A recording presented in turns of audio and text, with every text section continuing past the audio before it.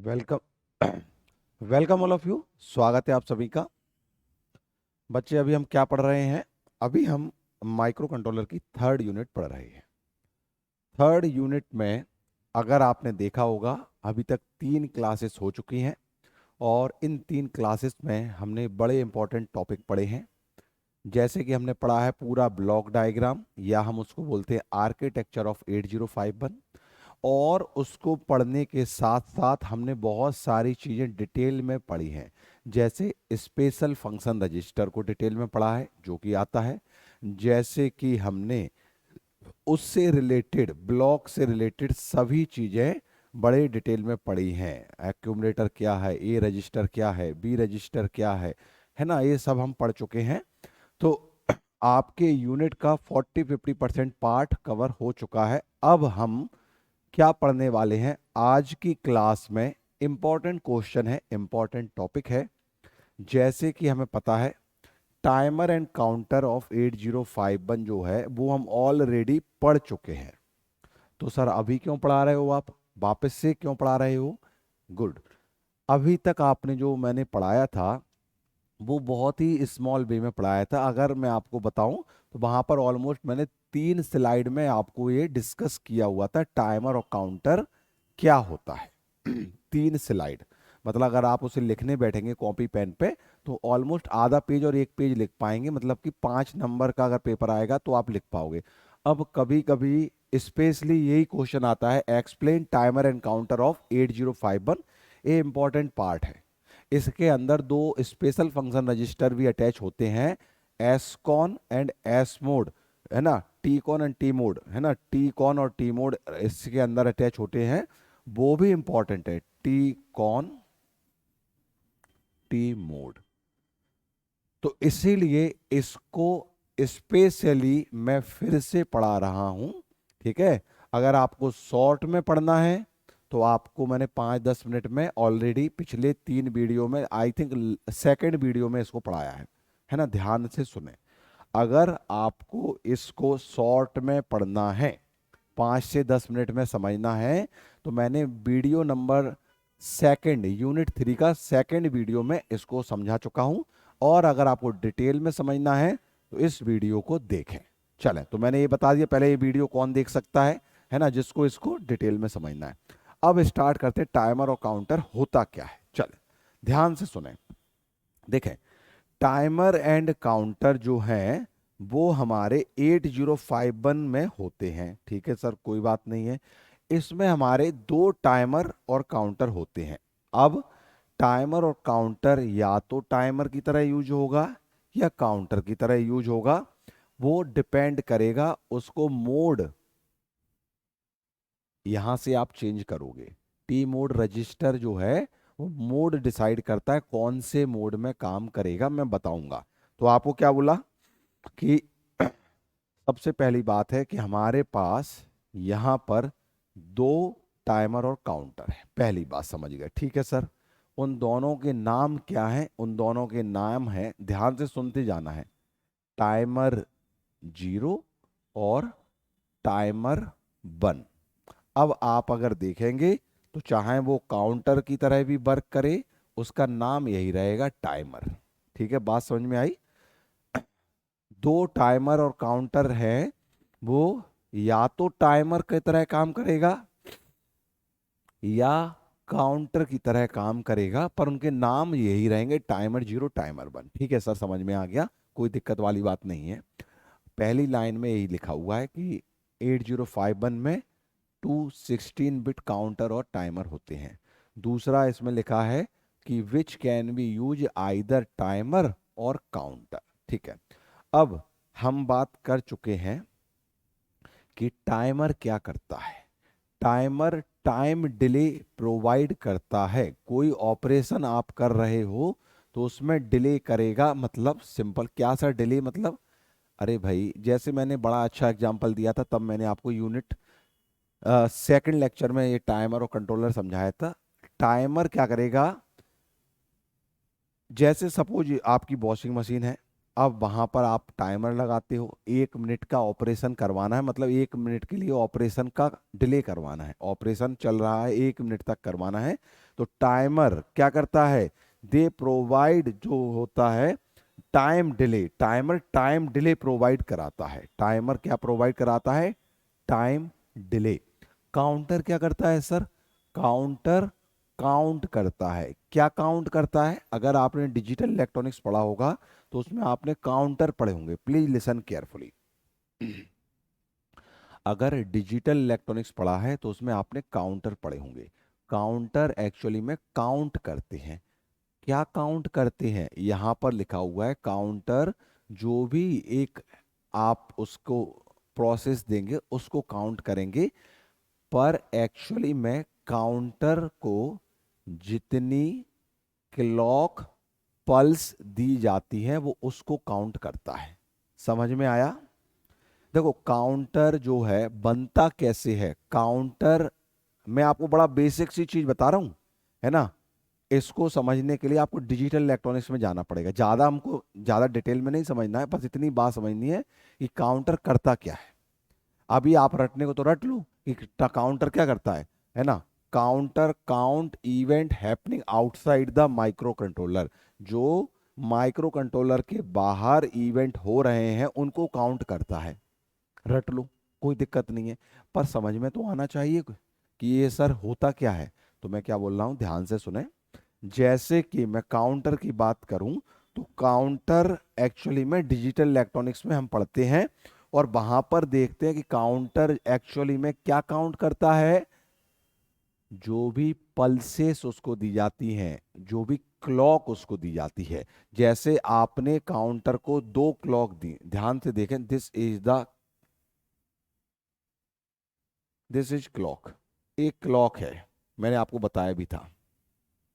Clock में 2 part होते हैं, एक पॉजिटिव एज होता है जब लो से हाई जाए, और एक नेगेटिव एज होता है जब हाई से लो जाए। Positive edge negative edge, positive edge negative edge. तो कुल मिला के काउंटर आपका, आपको लग रहा है वो काउंट कर रहा है क्या, आउटसाइड द माइक्रो कंट्रोलर, कोई भी इवेंट हो रहा है माइक्रो कंट्रोलर के आउटसाइड में उसको काउंट कर रहा है। पर एक्चुअली में काउंटर जो है कितनी क्लॉक पल्स दी गई है उसको काउंट करता है। क्यों, क्योंकि हर इवेंट के साथ एक क्लॉक पल्स काउंटर में दी जाती है, प्लीज लिसन केयरफुली। हर एक इवेंट के साथ एक क्लॉक पल्स अटैच होती है, प्लीज लिसन केयरफुली। मैं क्या बोल रहा हूं, काउंटर जो भी इवेंट आप उसको काउंट करवाना चाहते हो आउटसाइड द माइक्रो कंट्रोलर उसको काउंट करता है। अब एक्चुअली वो काउंट कैसे करता है, हर इवेंट के साथ एक क्लॉक पल्स जुड़ी होती है और हमको लग रहा है कि वो इवेंट काउंट कर रहा है। हमको क्या लग रहा है कि वो कोई भी इवेंट काउंट कर, इवेंट मतलब मैंने बताया ना, वॉशिंग मशीन में आपने इधर देखा रोटेशन, या किसी चीज में आपको है ना, जैसे अपन बाइक चलाते हैं, बाइक चलाते हो तो बाइक में आप देख रहे हो स्पीड में एक स्पीडोमीटर लगा रहता है, काउंटर ही है ना, वो देख रहा है क्या काउंट हो रहा है। तो काउंटर क्या कर रहा है, आपको लग रहा है कि वो इवेंट काउंट कर रहा है, पर वो एक्चुअली में हर इवेंट के साथ एक क्लॉक पल्स अटैच होती है उसको काउंट कर रहा है। ठीक है क्या, बात क्लियर हुई है ना। तो ये बात लिखी हुई है, तो यहां पर लिखा है कि टाइमर और काउंटर करते क्या है, थर्ड लाइन में वही लिखा हुआ है। टाइमर क्या करता है, जनरेट करता है टाइम डिले, रट लेना, और समझा मैंने दिया ही है। और काउंटर काउंट करता है क्या, events happening outside the micro controller, जो माइक्रो कंट्रोलर के बाहर इवेंट हो रहे हैं उनको काउंट करता है। और आप समझ लें counter actually counts the number of clock pulse, number of signal given to counter. और स्पेशली और आपको अगर डीप में बताऊं तो काउंटर में आप यहां देख रहे हो ये पॉजिटिव एज है, negative edge, number of negative edge count करता है। जो मोस्टली हम देखो क्लॉक पल्स को भी हम 2 तरह से देते हैं, या तो पॉजिटिव एज ट्रिगर्ड सर्किट होते हैं या नेगेटिव एज ट्रिगर्ड सर्किट होते हैं, है ना। बड़ा डिटेल की बात है, पर अभी आप इतना सा ध्यान रखें, डिजिटल इलेक्ट्रॉनिक्स में आपने पढ़ा होगा सर्किट को जब आप क्लॉक देते हो, क्लॉक 2 तरह से दी जाती है, या सर्किट आपका पॉजिटिव एज ट्रिगर्ड होगा या नेगेटिव एज ट्रिगर्ड होगा। और नेगेटिव एज ट्रिगर्ड सर्किट को हम ज्यादा प्रेफर करते हैं, पॉजिटिव एज में स्पाइक आने का खतरा रहता है। सिंपल सी बात है, ठीक है। हाँ जी, तो एक्चुअली में काउंटर आपकी नेगेटिव एज को काउंट करता है, कितनी नेगेटिव एज दी गई है। नेगेटिव एज का मतलब होता है हाई से लो जाने वाली पल्सेस, हाई से लो जाने वाला सिग्नल, उसको काउंट करता है। क्या बात समझ आई? ठीक है सर, आगे समझ में। अब अगली इंपॉर्टेंट बात समझो। अब मैंने यहां पर एक बात आपको बताई है कि टाइमर और काउंटर 16 बिट के होते हैं। टाइमर और काउंटर 16 बिट के हैं, पर आपका 8051 तो 8 बिट का है। तो 16 बिट मतलब अगर आप एक्सटर्नल मेमोरी से कम्युनिकेट कर रहे हो, है ना, आप बाहर कम्युनिकेट कर रहे हो, तो 16 बिट का एड्रेस लगता है, 16 बिट की बात है। जब 8051 के इंटरनल आप कम्युनिकेट कर रहे हो तो वो तो 8 बिट का ही है। क्या मेरी बात समझ आ रही है? मैंने क्या बोला? मैंने बोला है, अभी थोड़ी आवाज़ गड़बड़ चल रही है, एक दो दिन से थोड़ी सही हो जाएगी, इसलिए मैं आपको बड़े धीरे धीरे भी समझा रहा हूँ। वैसे मैं धीरे ही पढ़ाता हूँ, है ना। आवाज़ इतनी तो क्लियर होगी कि आपको मेरी समझ में आ रही होगी, है ना। चलें, इंटरेस्ट के साथ, प्रेम के साथ पढ़ें। हाँ जी, तो मैंने क्या बोला कि आपका जो माइक्रो कंट्रोलर है वो 8 बिट का है, ठीक है सर। और हमारा टाइमर या इसी को काउंटर बोलो, मैं बार बार बोल रहा हूँ, टाइमर और काउंटर एक ही चीज है। जब ये टाइमर करेगा, कब ये काउंटर करेगा, कब टाइमर की तरह वर्क करेगा, कब काउंटर की तरह वर्क करेगा, वो टी मोड रजिस्टर डिसाइड करेगा। मैं आपको बताऊंगा, अभी टी मोड को हम डिटेल में समझने वाले हैं, बड़े डिटेल में, ठीक है। तो मैं बार बार आपके दिमाग में एक बात फिट हो जाना चाहिए, टाइमर और काउंटर एक ही है। अलग अलग टाइम पर आप उसे काउंटर की तरह भी यूज कर सकते हो, टाइमर की तरह भी यूज कर सकते हो, डिपेंड करेगा वो सेट कहाँ से करते हैं, यहाँ से करते हैं, मैं बताऊंगा। चलें, हाँ जी, तो मैं क्या बोल रहा था कि 16 बिट का आपका काउंटर और टाइमर है, और आपका माइक्रो कंट्रोलर तो 8 बिट का होता है। तो कैसे काम होगा, किस तरह से काम होगा? तो भाई यहां पर टाइमर और काउंटर को दो 8-8 बिट में डिवाइड किया गया है। क्या बोला मैंने? मैंने क्या बोला है, ध्यान से सुने। जैसे ध्यान दे, ये बात वही लिखी हुई है जो अगला आपके स्लाइड पे, ये वही बात लिखी हुई है कि यहां पर आपका 16 बिट वाइड टाइमर और काउंटर होता है।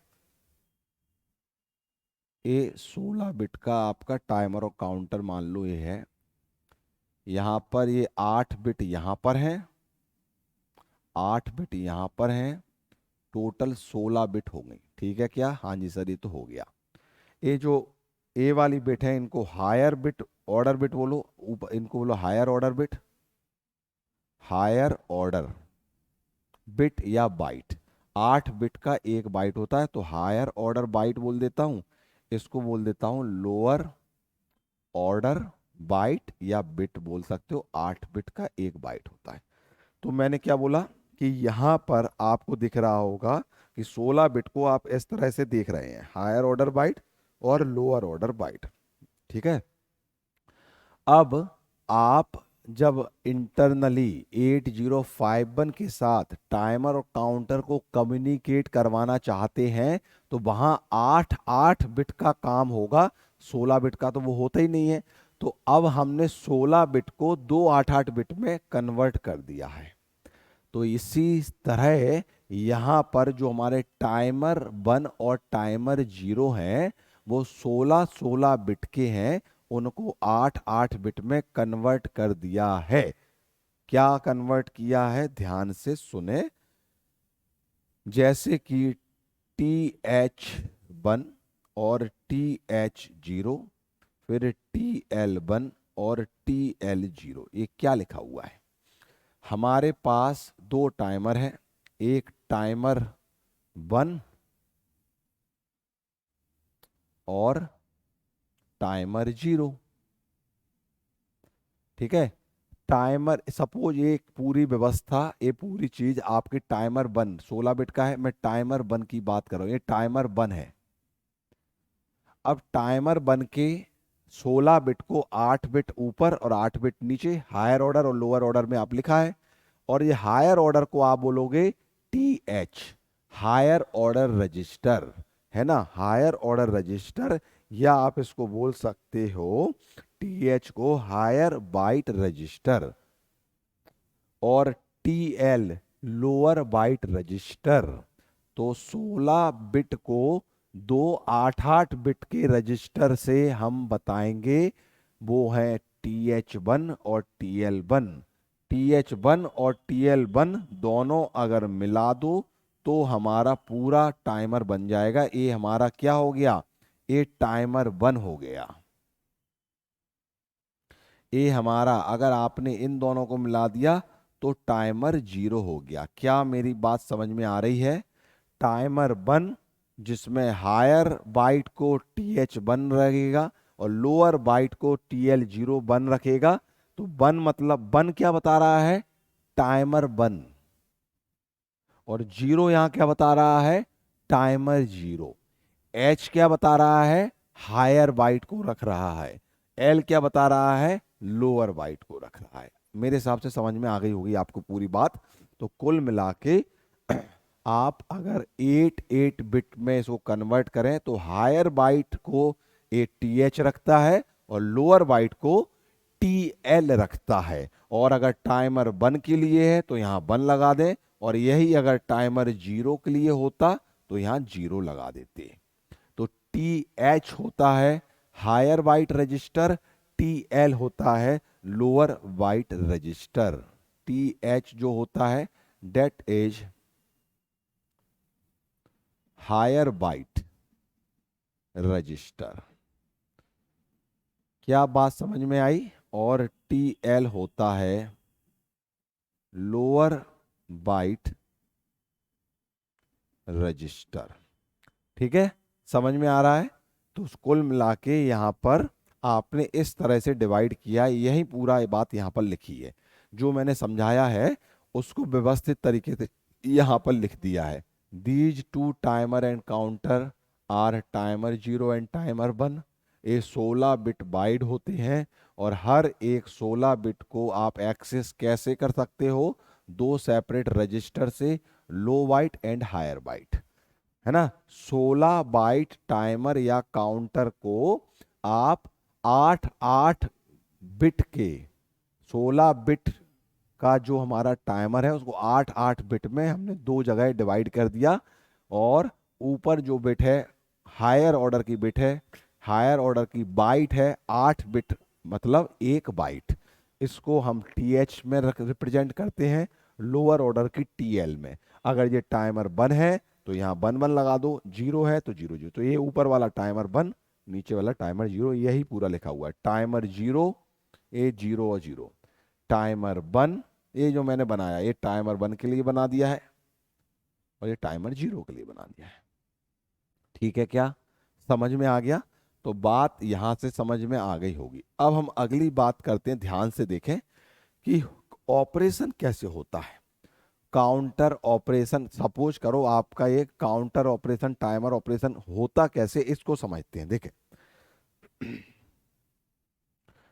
जैसे मैं बात करूं काउंटर क्या करता है। काउंटर देखो, प्लीज लिसन केयरफुली।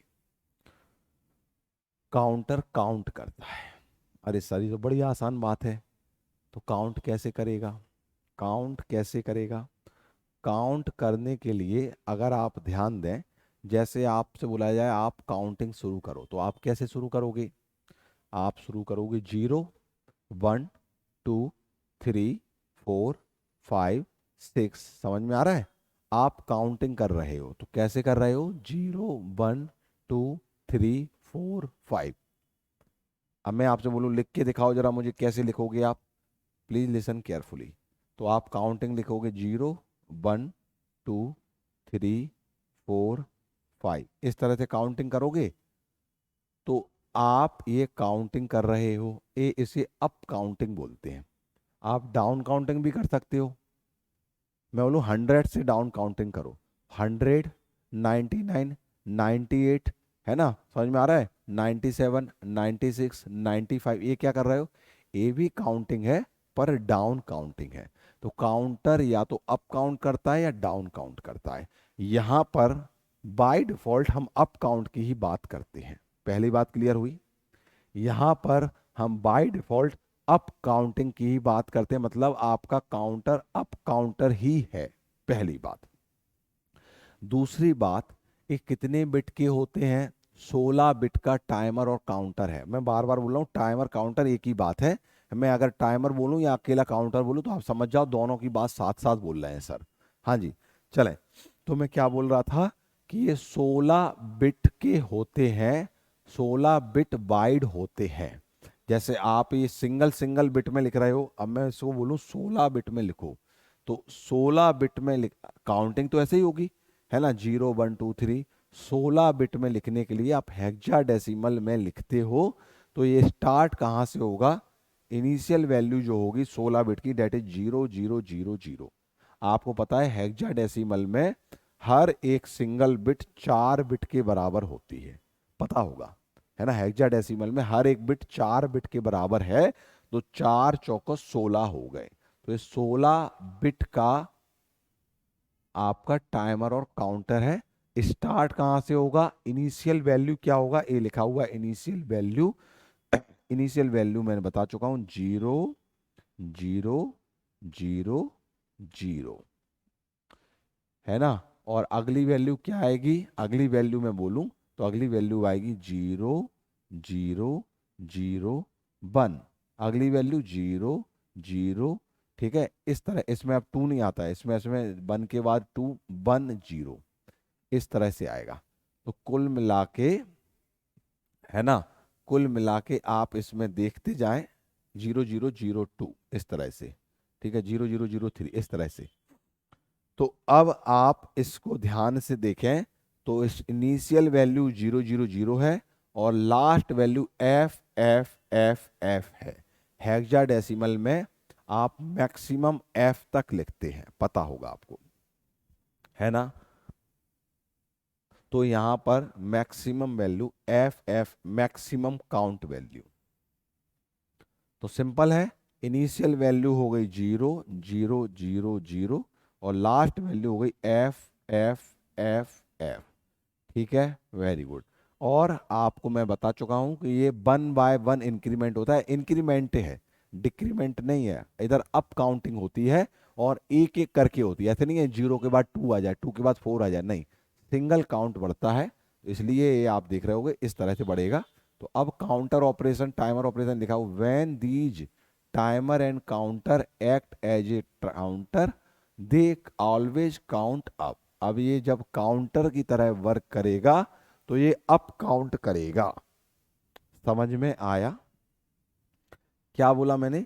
कि जब एक काउंट करेगा तो अप काउंट करेगा, मैं बता चुका हूं, है ना। इधर डाउन काउंट का कंसेप्ट ही नहीं है। हालांकि कोई आपसे बोले कि कभी डाउन काउंटर होता है क्या? बिल्कुल होता है, सुना देना उसको। रिपल काउंटर है, रिपल काउंटर अप काउंटर भी बनता है, डाउन काउंटर भी बनता है। डिजिटल इलेक्ट्रॉनिक्स बता रहा हूं मैं, हालांकि जरूरत नहीं है बताने की यहाँ पर नॉलेज होना चाहिए। काउंटर अप भी बनता है, डाउन भी बनता है।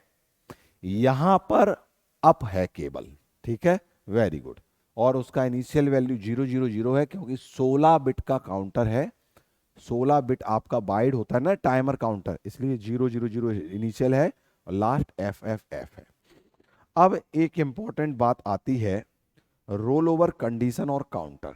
अब ये देखो, एक बात आपको मैं अभी बताऊंगा, पहले रोल ओवर समझा देता हूं, फिर मैं वापस से इस बात पे आता हूं। आपके दिमाग में एक बात चल रही होगी कि सर ये जो वैल्यू है ये कहीं पर स्टोर हो रही होगी ना। मतलब काउंटर यहां से स्टार्ट हो रहा है तो ये कहीं स्टोर होगा ना, कि हवा में काउंट करेगा, कहीं वैल्यू किसी रजिस्टर में किसी मेमोरी में स्टोर होगी ना भाई। तो मैं वही बात अभी आपको बताऊंगा, पहले एक रोल ओवर कंडीशन का कंसेप्ट समझ लेते हैं, फिर मैं बात करते हैं। हाँ जी, तो रोल ओवर कंडीशन क्या है, ध्यान से सुने। जैसे कि आपको मैंने बताया कि आपका जो काउंटर है वो अप काउंट कर रहा है, ठीक है क्या, है ना। काउंटर क्या है? अप काउंट कर रहा है, ठीक है सर। अब काउंटर ने पहले 000 जो ये लिखा भी है, फिर इसके बाद 001 बढ़ता जा रहा है, एक एक से बढ़ रहा है। पहले 000 यहाँ के बाद आया यहाँ, फिर 001 के बाद आया 002, इस तरह से एक एक बढ़ रहा है। लास्ट कहां तक जाएगा काउंटर, ध्यान से सुने, लास्ट काउंटर काउंट करेगा एफ एफ एफ एफ तक। अब अगर इसके बाद भी आपका काउंटर बढ़ जाए तो क्या वैल्यू होगी, ये सभी के दिमाग में रहता है। कुल मिला के यहां पर एक रजिस्टर है, 16 बिट का रजिस्टर है, ये समझ लें आप, 16 बिट का रजिस्टर है। ठीक है, एक नया पेज ले लेता हूं, ध्यान से सुने। एक 16 बिट का रजिस्टर है। ठीक है, अब मैं पूरा नहीं बना रहा हूं, बस आप ध्यान से सुने। इस 16 बिट के रजिस्टर में ही एक काउंटिंग चल रही है। पहले ये आएगा 000। देखो,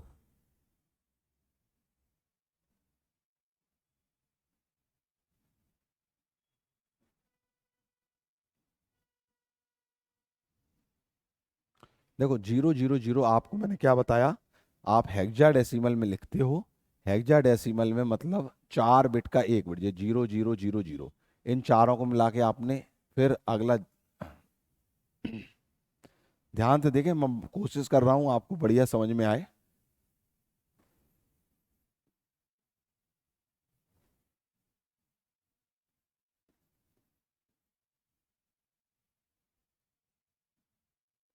हाँ जी, देखें, आपके लिए मैंने 4 अलग अलग कलर का यूज किया है, थोड़ा सा भी मिलते जुलते कलर हैं, पर आपको दिख रहा होगा।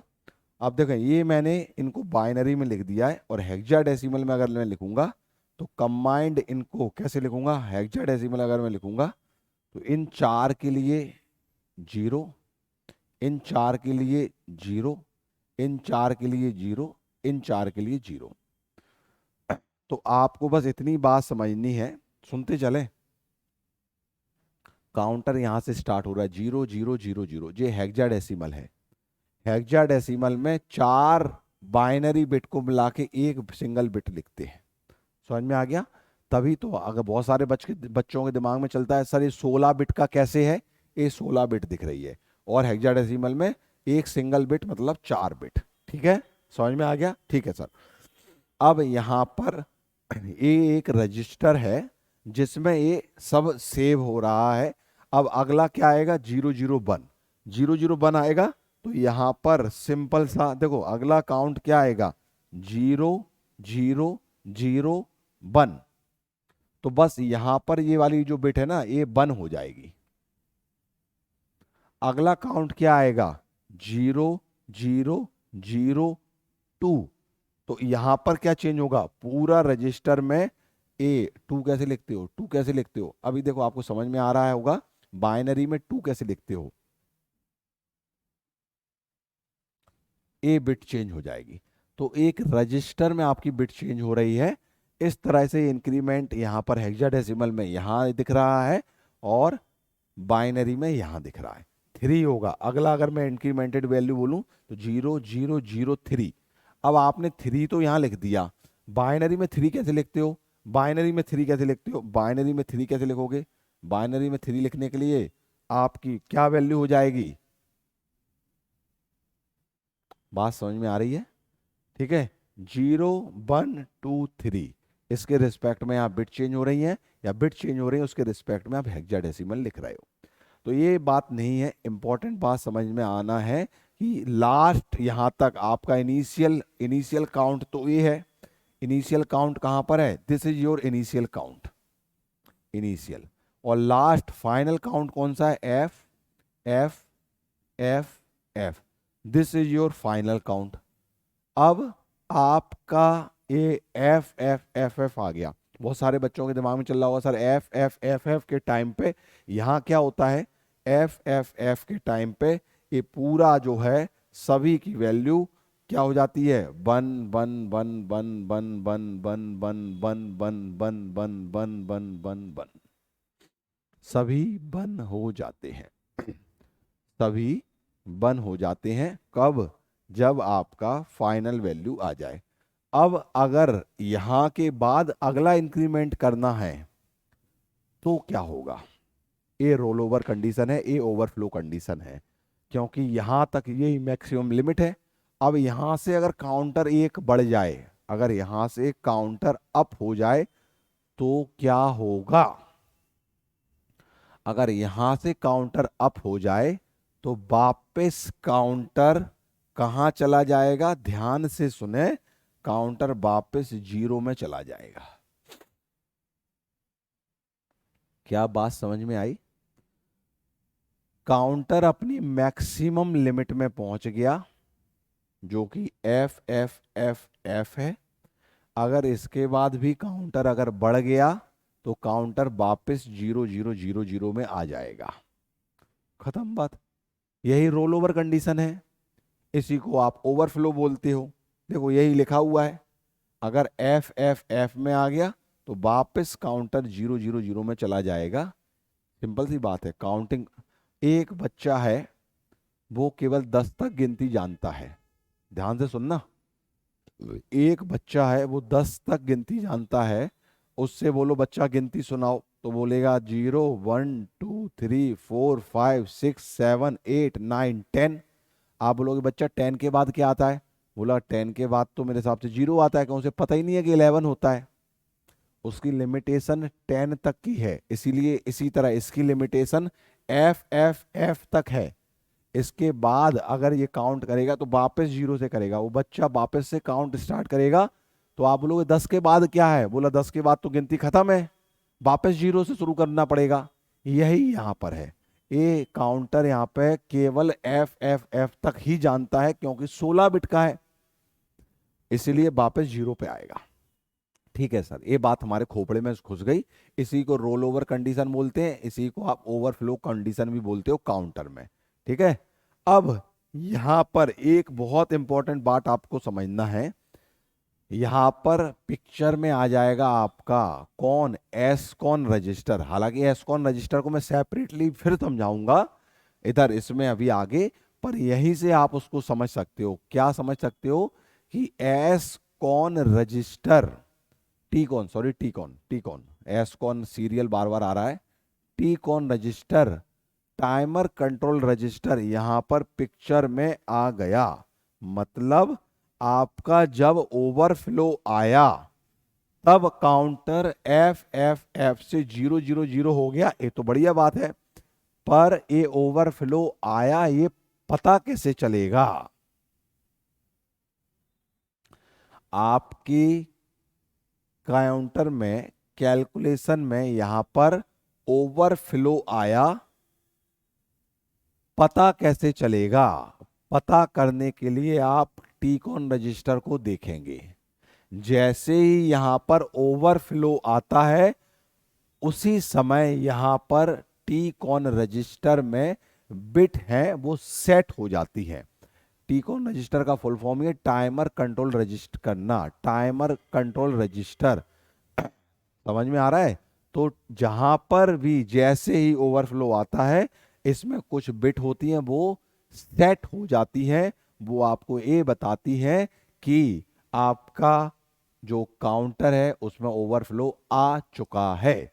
दो तरह की बिट होती है, एक टाइमर 1 के लिए और टाइमर 0 के लिए। टाइमर 1 ओवरफ्लो होगा तो टाइमर 1 वाली सेट हो जाएगी, और टाइमर 0 ओवरफ्लो होगा टाइमर 0 वाली सेट हो जाएगी। सर एक बार टीकॉन रजिस्टर को समझा दीजिए। समझाऊंगा, मैं समझाऊंगा, है ना। अभी हमको पूरा समझना है, टीकॉन और टी मोड रजिस्टर समझना है।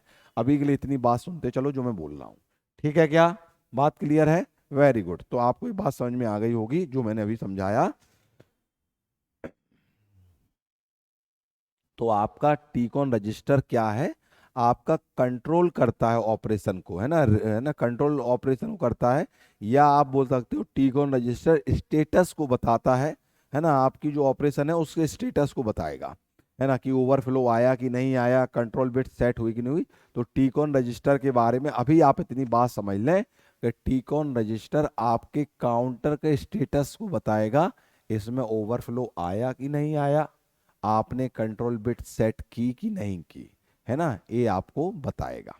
हम टीकॉन रजिस्टर की बात करेंगे। ठीक है। तो अब हम बात करते हैं किसकी? जो मैंने अभी आपको बोला कि रोल ओवर, जो यहाँ पर जो प्रोसेस हो रही है, जो काउंटिंग हो रही है, यहाँ पर एक रजिस्टर होता है उसके अंदर ही होती है। ये एक स्पेशल फंक्शन रजिस्टर अटैच होता है। ये हवा में तो आप नहीं करोगे, जो काउंटिंग करोगे 0 1 2 3 वो कहीं स्टोर करोगे ना। तो ये यहाँ पर ये इसके लिए एक स्पेशल फंक्शन रजिस्टर है। टीकॉन और टी मॉड अलग काम कर रहे हैं। टी मॉड रजिस्टर डिसाइड करेगा कौन सा मोड में काम करवाना है, काउंटर मोड या हमारा टाइमर मोड। उसके अंदर भी दो अलग अलग बिट होती हैं जो चार अलग अलग मोड बताती है, timer 0, timer 1, timer 2, timer 3। Discuss करेंगे। अभी के लिए आप इतना सुन लें कि T mode register mode decide करता है, टी कॉन रजिस्टर कंट्रोल करता है या काउंटर का टाइमर का स्टेटस बताता है। तो फिर इन दोनों रजिस्टर के अलावा एक रजिस्टर और है जो कि ये सब आपकी जो आप 16 बिट का जो एक कर रहे हो ना, इसको कहीं लोड करना पड़ेगा ना, हवा में तो नहीं होगा। तो इसको लोड करने के लिए भी एक रजिस्टर होता है, वो SFR ही है ना। उसका कोई स्पेसिफिक नाम नहीं है, पर वो यहाँ पर स्पेशल फंक्शन रजिस्टर ही है जो ये कर रहा है। ठीक है सर, समझ में आ गया। अब आपको यहाँ पर एक बात मैं पहले ही बता चुका हूं कि SFR क्या होते हैं। SFR रैम के ही पार्ट है। आपकी जो रैम है, रैम मतलब डेटा मेमोरी।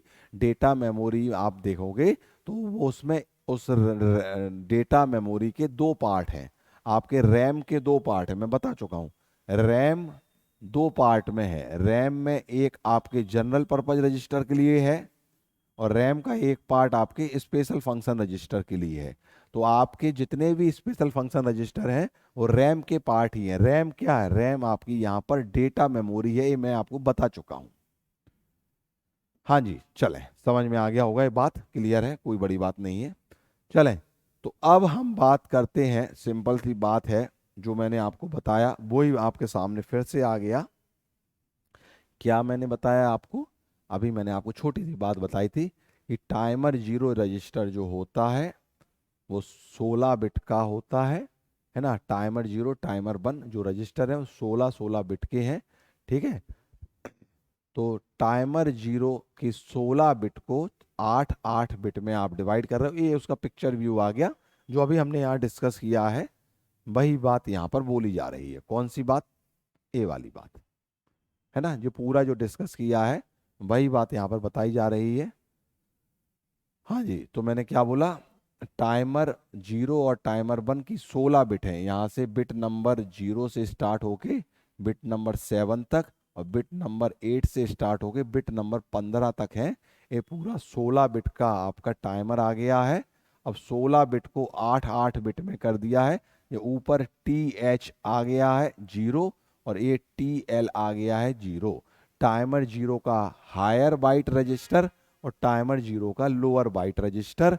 ए आप देखो, ए आपका TL0 है, लोअर बाइट रजिस्टर दिख रहा है जो यहाँ ये लोअर बाइट के डेटा को सेव कर रहा है। और ये हायर बाइट रजिस्टर है जो कि हायर बाइट को सेव कर रहा है। बता चुका हूं मैं, ये बात मैं आपको बता चुका हूं, बताने की जरूरत नहीं है, पर यहाँ पर है तो मैं आपको दिखा रहा हूँ। ये मैंने ऑलरेडी आपको बता दिया। ये जो बात लिखी है वही वो लिखी है। 16 बिट का है, 8 बिट। ये 8 बिट हायर ऑर्डर वाली हायर ऑर्डर रजिस्टर में, हायर बाइट रजिस्टर में जाएगी। लोअर वाली लोअर बाइट रजिस्टर में जाएगी। हायर बाइट रजिस्टर जो होते हैं वो TH रजिस्टर होते हैं और lower byte register TL register होते हैं। अगर टाइमर 1 के लिए बात कर रहे हो तो आप क्या लिख दोगे? TH1। और अगर टाइमर 0 की बात कर रहे हो तो हायर ऑर्डर TH0 होगा। लोअर ऑर्डर के लिए TL1 और TL0 हो जाएगा। सिंपल, कोई बड़ी बात ही नहीं है। ठीक है, वही यहाँ लिखा हुआ है। बस यहाँ पर एक बात आपको जानने की है कि TH0 और TL1 का एड्रेस होता है। देखो इधर ये लिखा हुआ है एड्रेस। अगर नहीं दिख रहा है तो मैं दोबारा लिख देता हूँ एड्रेस, क्योंकि अगर आपको इसको एक्सेस करना है तो एक एड्रेस चाहिए। बिना एड्रेस के इसको एक्सेस नहीं कर पाओगे। अगर आपको TH0 को एक्सेस करना है तो एक एड्रेस चाहिए। इसका एड्रेस क्या होता है? 8CH। H मतलब हेक्साडेसिमल। समझ में आ गया? तो बिना एड्रेस के एक्सेस नहीं कर पाओगे, तो यहाँ पर एड्रेस लिखा हुआ है। टाइमर 1 वही बात है, टाइमर 1 भी 16 बिट का है, बिट नंबर 0 से स्टार्ट होके 7 तक जाएगा लोअर, और 8 से लेके 15 तक जाएगा हायर। हायर मतलब TH1 और लोअर मतलब TL1। टाइमर 1 के लिए है इसलिए यहाँ 1 लगा दिया है। और ये क्या लिखा हुआ है, ये TL1 है, इसका लोअर बाइट रजिस्टर, ये हायर बाइट रजिस्टर है। इसका एड्रेस याद रखना है, कभी आ सकता है 8BH और इसके लिए 8DH। सिंपल, कोई समस्या इसमें? कौन सी समस्या वाली बात है? कोई दिक्कत नहीं है, बस वही आपकी बात है। अब यहां पर बात करते हैं रजिस्टर की, है ना। अभी तक तो हमने टाइमर 0 टाइमर 1 जो हमारे टाइमर और काउंटर थे वो क्या हैं, किस तरह से वो ऑपरेट होते हैं। अगर काउंटर है तो कैसे अप हो रहा है, डाउन हो रहा है, डाउन तो होता ही नहीं है, अप ही होता है, वो उसकी बात की है। अब मैं बात करने वाला हूं इससे जुड़े हुए रजिस्टर की। टी मोड जिसको टाइमर मोड रजिस्टर बोलते हैं, टी कॉन जिसको टाइमर कंट्रोल रजिस्टर बोलते हैं। थोड़ा थोड़ा ओवरव्यू मैं आपको दे चुका हूं इसका, है ना। अब इसको डिटेल में समझने की बारी है, ध्यान से सुने, इसको डिटेल में समझने की बारी है। टी मोड रजिस्टर मैंने क्या बताया था? टी मोड रजिस्टर क्या होता है? मैंने आपको बताया था T mode register timer mode register है। जैसे कि मैं आपको बता चुका हूं कि आपके पास दो टाइमर हैं, आपके पास दो टाइमर हैं। क्या हमने डिस्कस किया है? हमारे पास दो टाइमर हैं, टाइमर 1 और टाइमर 0। अब ये दोनों टाइमर, नाम टाइमर है पर ये टाइमर और कंट्रोलर दोनों की तरह वर्क करते हैं। अब ये कब टाइमर की तरह वर्क करेगा, कब कंट्रोल की काउंटर की तरह वर्क करेगा? ये टाइमर और काउंटर दोनों की तरह वर्क करते हैं। अभी मैंने कंट्रोल बोल दिया शायद। ये टाइमर और काउंटर दोनों की तरह वर्क करते हैं। तो कब ये टाइमर की तरह वर्क करेगा, कब काउंटर की तरह वर्क करेगा, ये कौन बताएगा? कौन बताएगा बताओ? इसको बताने के लिए टी मोड रजिस्टर का यूज होगा। वहां से आप इस सेट करते हो कि कब ये टाइमर बन जाएगा, कब ये काउंटर बन जाएगा। और उसके साथ साथ टी मोड रजिस्टर जो है, टी मोड रजिस्टर आपको ये भी बताएगा, इसके अंदर भी हर एक मोड के अंदर भी चार अलग अलग मोड हैं। टाइमर 1 के मोड, टाइमर सब टाइमर के चार अलग अलग मोड हैं, उसको भी डिस्कस करेंगे। तो ये टी मोड रजिस्टर का काम है, अभी हम डिस्कस करने वाले हैं। टी कॉन रजिस्टर क्या बताता है? अभी मैंने बताया T cone register. T cone register आपके टाइमर या काउंटर का स्टेटस बताता है। स्टेटस मतलब कि ओवरफ्लो आया कि नहीं आया, आपकी कंट्रोल बिट सेट हुई कि नहीं हुई, तो ये इसका स्टेटस बताता है। बात क्लियर हुई कि नहीं हुई? समझ गए होंगे मेरे हिसाब से, कोई बड़ी बात नहीं है। अब हम एक एक करके इसमें डिस्कस करने वाले हैं। पहला हम जो डिस्कस करेंगे that is TMOD register.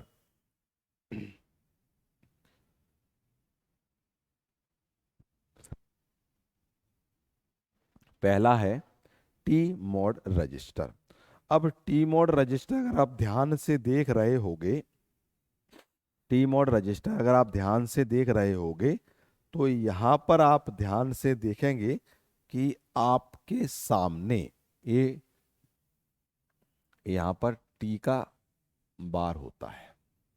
हाँ जी, अगर आप ध्यान से देखोगे तो यहाँ ये टाइमर या काउंटर 1 के लिए है। बार बार एक ही बात बोल रहा हूँ, टाइमर काउंटर एक ही बात है, बस वो कभी टाइमर की तरह वर्क करेगा, कभी काउंटर की तरह, वही तो डिसाइड करेगा ये। चले, तो अब आप जरा ध्यान से देखें, आपके ये 8 बिट का रजिस्टर है। टी मोड रजिस्टर कितना है? 8 बिट का रजिस्टर है। हाँ जी सर, ये तो बड़ी आसान बात समझा दी, बहुत बढ़िया। अब 8 बिट के रजिस्टर में अगर आप ध्यान से देखोगे तो यहां पर आप पाओगे कि ये यहां पर D0 से D3 और D4 से D7 एक ही जैसी बात लिखी है। यहां पर भी गेट लिखा है, यहां पर भी गेट लिखा है, यहां पर भी C/T का बार लिखा है, यहां पर भी C1/T का बार लिखा है, यहां पर M1 लिखा है, यहां पर M1 लिखा है, यहां 0 लिखा है, M0 यहां लिखा है। तो आप बोलोगे सर क्या गलती से लिख दिया आपने? अरे मेरे भाई, ये गलती से नहीं लिखा है, ये पूरा पार्ट टाइमर 1 हैंडल करने के लिए है, ये पूरा पार्ट जो 4 बिट का है वो टाइमर 0 हैंडल करने के लिए है। समझ में आ गया? अब ये कैसे काम करेगा उसको डिस्कस करते हैं, बड़ा इंपॉर्टेंट। ठीक है, चलें देखते हैं। चलें, तो मैंने क्या बोला कि अब आपके सामने जो है वो टी मोड रजिस्टर है, और टी मोड रजिस्टर मतलब आपके मोड को डिसाइड करेगा।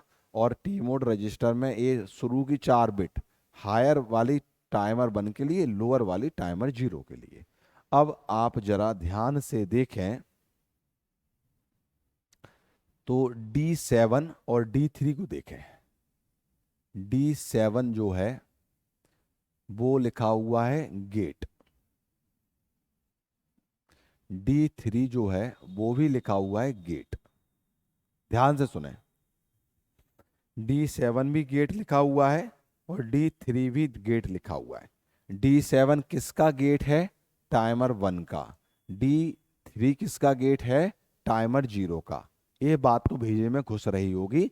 D7 मतलब हम टाइमर 1 के या काउंटर 1 की बात कर रहे हैं, और D3 मतलब टाइमर 0 या काउंटर 0 की बात कर रहे हैं। अब हमें पता करना है कि करता क्या है, इसका फंक्शन क्या है। कुल मिला के इसका जो फंक्शन है वो है आपके टाइमर और काउंटर को स्टार्ट करना, टाइमर या काउंटर को सेट करना। ध्यान से सुनते जाएं, ध्यान से सुने, मैंने क्या बोला? आपका टाइमर 1 को स्टार्ट करना है या काउंटर। अब कब टाइमर होगा कब काउंटर होगा अभी अगली बात में समझ में आएगी। तो कुल मिला के अभी आपको ये बात समझना है कि आप टाइमर 1 या टाइमर 0 को स्टार्ट करना चाहते हैं तो इस गेट पल्स को 1 कर दें। ध्यान से सुने, गेट जो आपका है इसकी वैल्यू 1 कर दी। 1 को आप बोलते हो सेट करना, इसकी वैल्यू सेट कर दी। या आप जब 1 करेंगे तो इसकी वैल्यू आप इसे स्टार्ट कर रहे हो। किसको स्टार्ट कर रहे हो? अगर मैंने इसको किया, इसकी वैल्यू 1 की, मतलब आप टाइमर 1 को स्टार्ट कर रहे हो। हमने अगर इसकी वैल्यू 1 की, टाइमर 0 को स्टार्ट कर रहे हो। और एक और इंपॉर्टेंट बात, ये आप इंडिविजुअली प्रोग्राम करते हो। मतलब इंडिविजुअली का मतलब है आप दोनों टाइमर को एक साथ स्टार्ट कर सकते हो, या एक टाइमर को स्टार्ट करो या आप इसको स्टार्ट करो। ऐसा कोई जरूरी नहीं है कि आपको दोनों को ही एक साथ स्टार्ट करना है। दोनों को कर भी सकते हो, नहीं भी कर सकते हो। That is very important part. तो गेट की वैल्यू अगर आपने 1 की, या कोई बोले गेट की वैल्यू सेट कर दी, या बोले स्टार्ट कर दिया, मतलब आपने जो टाइमर है या काउंटर है उसको स्टार्ट कर दिया, है ना। अगर यहां किया तो टाइमर 1 हो जाएगा, यहां किया तो टाइमर 0 हो जाएगा। और दोनों को एक साथ भी कर सकते हो, दोनों स्टार्ट हो जाएंगे। अगर गेट की वैल्यू 0 कर दी तो क्या मतलब? आपने इसे रीसेट कर दिया। समझ में आती है बात? तो समझ में आती ना। 0 मतलब रीसेट, मतलब आपने उसे स्टॉप कर दिया। अगर आपने इसकी वैल्यू 0 कर दी मतलब टाइमर 1 स्टॉप हो गया, और टाइमर 0 1 है मतलब ये स्टार्ट हो गया। तो कुल मिला के गेट आपका स्टार्ट और स्टॉप के लिए है। स्टार्ट किसको? टाइमर और काउंटर को। स्टॉप किसको? टाइमर और काउंटर को। और जिस भी टाइमर और काउंटर का गेट आपने 0 1 किया है उसी वही टाइमर और काउंटर स्टार्ट और स्टॉप होगा। अगर आपने 1 के लिए किया है तो ये वाला ये वाला 1 0 किया है तो ये वाला टाइमर स्टार्ट स्टॉप होगा। और आप अगर यहाँ कैलकुलेशन कर रहे हो 1 और 0 तो ये वाला स्टार्ट स्टॉप होगा। इतनी बात समझ आ गई होगी। बार बार बोल रहा हूं, टाइमर 1 को स्टार्ट और स्टॉप करना है। यहां आप स्टार्ट करना चाहते हो तो 1 करें, स्टॉप करना चाहते हो तो 0 करें। टाइमर 0 को स्टार्ट और स्टॉप करना है, यहां 1 करें स्टार्ट, यहां 0 करें स्टॉप करें। और एक और बात कि दोनों आप इंडिविजुअली प्रोग्राम करते हो आप इन दोनों को एक साथ स्टार्ट करें, एक साथ स्टॉप करें, एक को स्टार्ट दूसरे को स्टॉप, जो आप करना चाहें वो करें, कोई दिक्कत वाली बात नहीं है। ठीक है, समझ में आ गया? समझ में आ गया। अब एक और इम्पॉर्टेंट बात, क्या सर इनको ऐसे ही स्टार्ट स्टॉप कर सकते हैं और कोई दूसरा तरीका नहीं है? दूसरा तरीका भी है, हार्डवेयर मेथड भी है, इंटरप्ट के थ्रू भी इनको स्टार्ट स्टॉप कर सकते हैं। टाइमर 0, टाइमर 1 हमारे इंटरप्ट भी है ना, इनको वहां से भी स्टार्ट और स्टॉप कर सकते हैं। सर और कोई तरीका है? यस, सॉफ्टवेयर मेथड भी है ना, यहां से आप कर रहे हो 0 1, यहां से भी कर रहे हो। और कोई तरीका है? बिल्कुल, सॉफ्टवेयर मेथड मतलब इंस्ट्रक्शन, यहां पर इनको स्टार्ट और स्टॉप करने के इंस्ट्रक्शन भी है। तो क्या समझ में आया? ध्यान से सुने, थोड़ा गला खराब है पर मैं कोशिश कर रहा हूं कि आपको समझ में आए, है ना, आपको समझ में आए। ठीक है, मैं आपको क्या बोल रहा हूं, आप अभी एक बात समझ गए कि इनको स्टार्ट स्टॉप करते हैं, कहाँ से करते हैं? गेट से करते हैं। तो क्या एक ही तरीका है? नहीं, इसको स्टार्ट स्टॉप करने के और भी तरीके हैं। हार्डवेयर के थ्रू भी कर सकते हो। हार्डवेयर मतलब इंटरप्ट, हार्डवेयर मतलब इंटरप्ट, हार्डवेयर मेथड के थ्रू भी स्टार्ट स्टॉप कर सकते हैं। समझ आया? मतलब इंटरप्ट के थ्रू भी स्टार्ट स्टॉप कर सकते हैं। सॉफ्टवेयर के थ्रू भी स्टार्ट स्टॉप कर सकते हैं। सॉफ्टवेयर मतलब इंस्ट्रक्शन के थ्रू भी स्टार्ट स्टॉप कर सकते हैं। और यहां से तो आप देख ही रहे हो। समझ में आ रहा है कि नहीं आ रहा है? हाँ जी सर, समझ में आ गया, इसमें कोई बड़ी बात नहीं है, इतनी ज्यादा बड़ी बात नहीं है। चलो भाई, बहुत बढ़िया बात है, अगर समझ में आ गया तो बड़ी खुशी की बात है। अगली बिट जो है D6 और D2, इसको ध्यान से देखें, है ना। जरा गला खराब है थोड़ा सा, तो आज जरा आप समझ लें।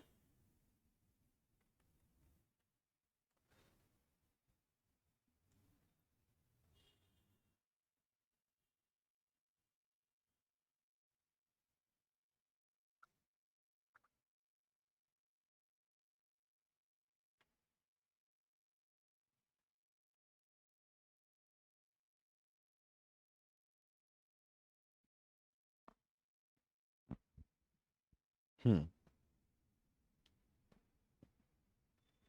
अब ध्यान से देखें। अगली जो D6 है, ध्यान से देखें, D6 आप जरा ध्यान से देखें, D6 की वैल्यू क्या है?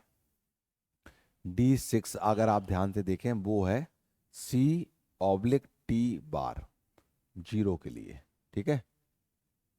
और अगर D2 को ध्यान से देखें, D2, this is D2, C1/T। अब यहां पर बहुत इंपॉर्टेंट बात है, यहां पर आपको समझ में आएगा कि आपका टाइमर और काउंटर कब टाइमर होगा, कब काउंटर होगा। ध्यान से देखें, अगर इस बिट को आप बंद कर दें, ध्यान से देखें, अगर आप ए जीरो, ए टाइमर बंद के लिए है ना, ये यहाँ पर बंद होना चाहिए, यहाँ पर जीरो होना चाहिए, थोड़ा सा गलती से लिख गया है, कोई दिक्कत नहीं है, क्योंकि पूरा टाइमर बंद का हो रहा है और टाइमर जीरो का हो रहा है। हाँ जी, तो मैं क्या बोल रहा हूं, अगर ए इस बिट पर, अगर इस बिट पर वन आ जाए, ध्यान से देखें, अगर इस बिट पर वन आ जाए तो क्या होगा? एक काउंटर होगा। वन आ जाए तो काउंटर। और अगर इस बिट पर जीरो आ जाए तो कैसे काम करेगा? टाइमर की तरह करेगा। कुल मिला के ए टाइमर वन टाइमर है कि काउंटर है, वो डिसाइड करेगी ए बिट। अगर यहां वन है तो ये क्या है? काउंटर है। अगर यहां जीरो है तो क्या है? वो हमारा टाइमर है। क्या ये बात समझ में आई? अगर इस बिट को वन कर दिया तो आपका टाइमर वन जो है वो काउंटर की तरह वर्क करेगा, सिंपल सी बात है। और अगर इसे जीरो कर दिया तो वो आपका टाइमर की तरह वर्क करेगा। इसी तरह टाइमर 0 भी कब काउंटर होगा, तो कब टाइमर होगा, अगर यहाँ 1 है तो टाइमर और यहाँ 0 है तो काउंटर। क्या बात समझ आई? अगर तो सिंपल सी बात है, टी बार का मतलब क्या है, टी बार का मतलब यही है कि जब इसकी वैल्यू 0 होगी तब ये होगा, है ना।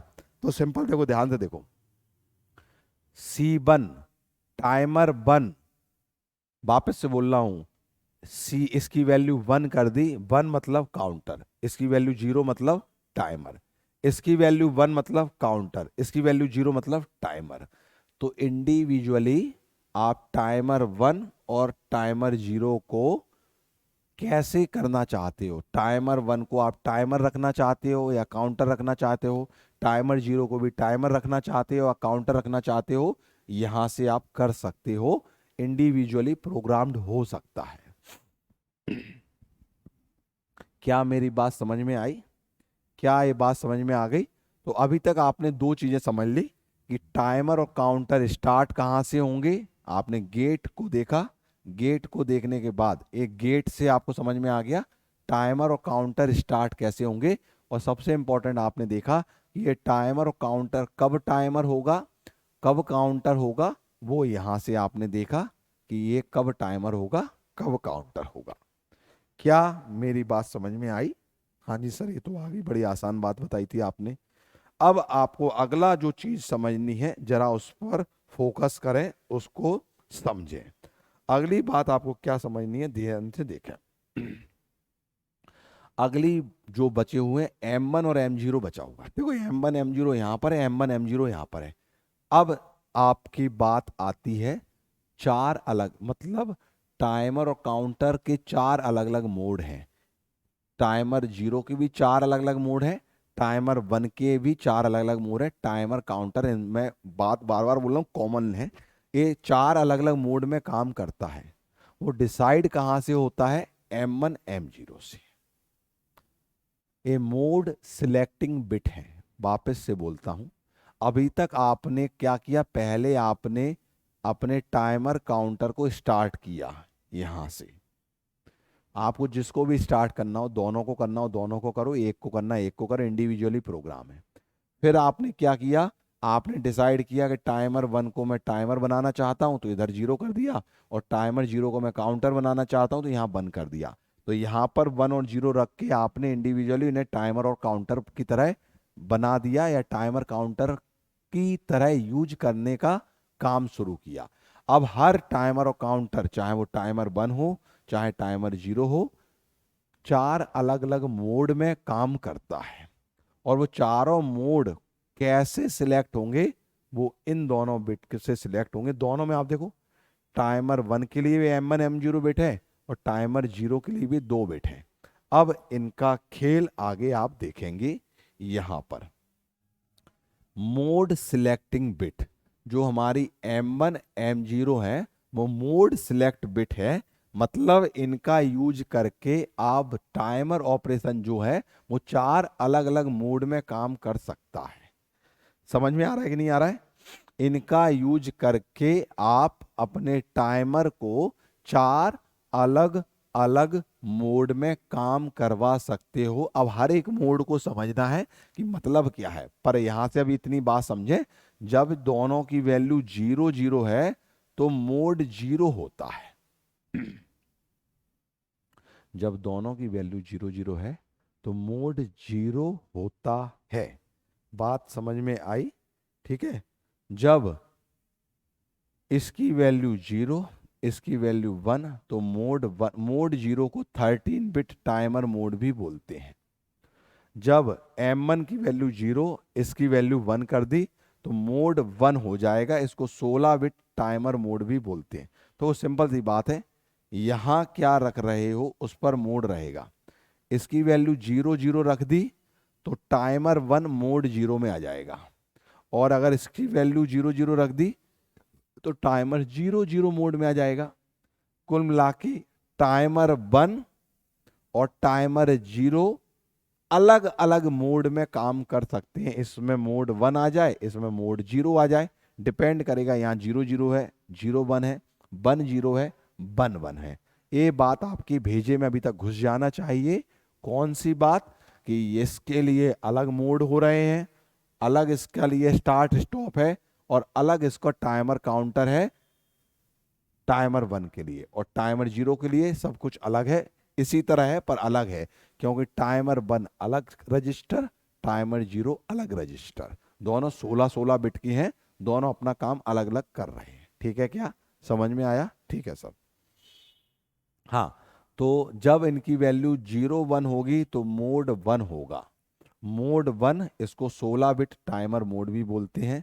जब 1-0 होगी तो इसको हम मोड 2 बोलते हैं, और mode 2 8 bit auto reload mode है। समझेंगे, सब समझेंगे। इसको 16 बिट है, क्यों ये 13 बिट है, क्यों इसे ऑटो रीलोड बोलते हैं। और जब दोनों की वैल्यू 1-1 हो जाएगी, इसे मोड 3 बोलेंगे। स्प्लिट टाइमर मोड इसको बोलते हैं। क्या यहां तक समझ में आया? क्या यहां तक समझ में आया? हाँ जी सर, या तो आगे, बड़ा आसान सी बात थी।